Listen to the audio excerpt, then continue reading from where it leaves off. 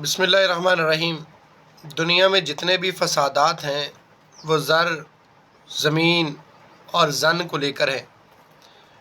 ज़र कहते हैं पैसे को, ज़मीन जायदाद और ज़न औरत।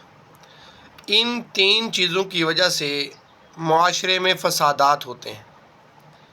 इसी की मिसाल मेरा नवाही ज़िला है भक्कर, जहाँ पर सके रिश्ते आपस में लड़ पड़े एक ज़मीन के छोटे से टुकड़े के लिए। टुकड़ा भी नहीं कहूँगा, जस्ट जो ज़मीन की हद है उसके ऊपर जो लाइन बनाई जाती है, जिसको पंजाबी में बन्ना कहते हैं, उस बन्ने को लेकर दोनों फरीकों में इतना ज़ोरदार तसादम हुआ, झड़प हुई, मुकालमाबाजी हुई कि वो बात इतनी बढ़ गई कि दोनों तरफ से असला निकला है। असले का बेदरीग इस्तेमाल किया गया, जिसके नतीजे में 7 लोग, 7 कीमती जानें जो हैं वो ज़ाय हो गई और ज़मीन वहीं पड़ी रह गई, बन्ना वहीं रह गया, हद बंदी वहीं रह गई। चले गए तो वो 7 लोग। ये ज़मीन बाबे आदम से लेकर आज तक वहीं पड़ी हुई है, इसे कोई उठा के ले जा नहीं सका। लेकिन इस पर लड़ने वाले, इसके लिए अपने सगे रिश्तों को मारने वाले, वो पता नहीं कितनी नस्लें जो है वो कब्रों में जा सोई। ये बात नस्ले इंसानी को समझ नहीं आ रही कि इस ज़मीन ने यहीं रह जाना है, आपने अपने साथ कब्र में नहीं लेके जाना।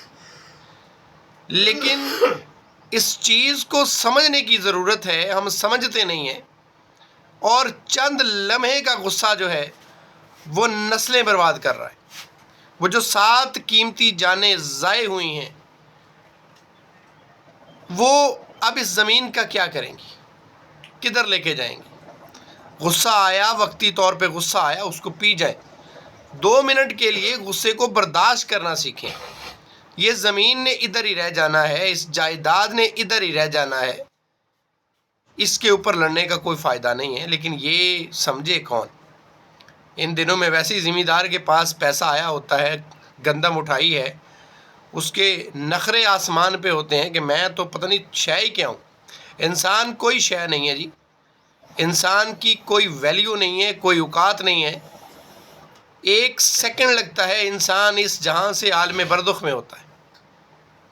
इंसान कोई लोहा नहीं है, कोई पत्थर नहीं है। इंसान मामूली मिट्टी का बना हुआ एक मामूली सा इंसान है, जिसके अंदर इतनी क़ुव्वत बर्दाश्त नहीं है कि वो कई गोलियां बर्दाश्त कर ले, कई खंजर बर्दाश्त कर ले। तो इसलिए गुस्सा जब आए उसे बर्दाश्त करें।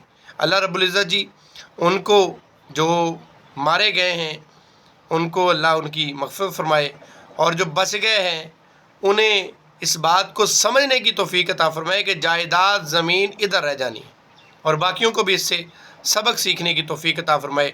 जज़ाकमुल्लाहु खैर व अहसनल जज़ा। अस्सलामु अलैकुम।